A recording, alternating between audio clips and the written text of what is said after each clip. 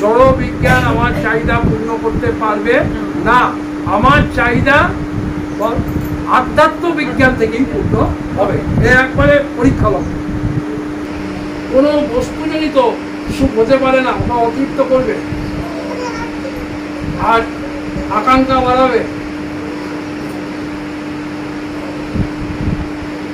এগুলো আমাকে কি করতে হবে? শুনে নিয়ে ঘরে ঘুমাইলে হবে না, প্র্যাকটিস করতে হবে। বাস 20% তো কর, তাহলে তো রেজাল্ট পেয়ে যাবে। 20% যদি করিস তো 20% রেজাল্ট তো আপনি বুঝতে পারবি, দেমাগ খুলে যাবে। ঋষিদের দেওয়া তথ্য, জ্ঞানীদের দেওয়া তথ্য যে কি ভ্যালু বুঝতে পারবি, তখন বুঝতে পারবি যে আমি পূর্বে কি মূর্খ ছিলাম। আর এটা সৎসঙ্গ থেকেই উদয় হবে। শাস্ত্রে লেখা আছে, কিন্তু করে একটু বুঝতে পারি না। যতক্ষণ কারো মুখ থেকে না শুনি ততক্ষণ পর্যন্ত জায়গায় আসবে না। হ্যাঁ, দেহটা জড়া লাগছে কি? দেখ একটা উদাহরণ দিচ্ছি, দেহটা জড়া লাগছে কি তোকে? হ্যাঁ, সারা শাস্ত্র বলছে এই জড় দেহ, আর তোকে লাগছে কি? এর নাম কি? এর নাম কি? অবিদ্যা। জোরে বল, অবিদ্যা, অজ্ঞান, মায়া, যা বলবি বল।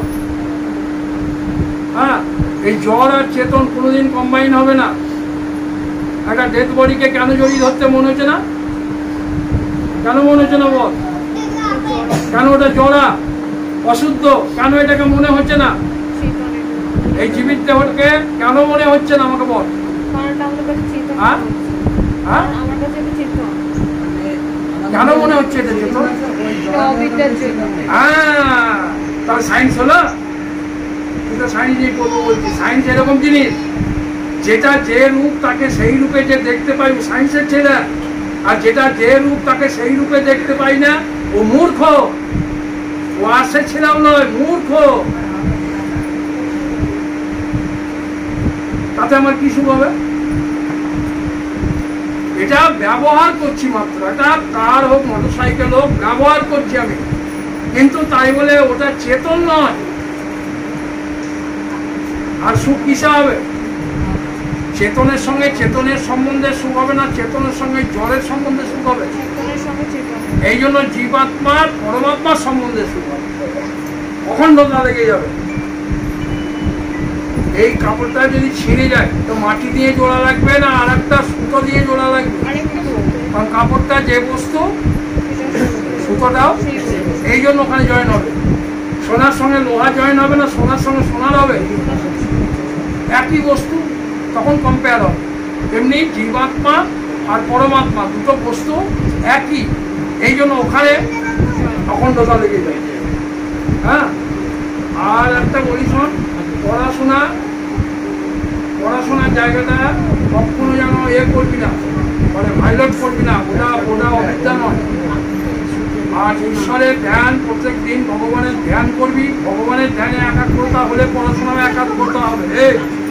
তো পড়াশোনাতে মন লাগে না। পড়াশোনার মন লাগাতে গেলে কি করতে হবে? হ্যাঁ, প্র্যাকটিস করবি।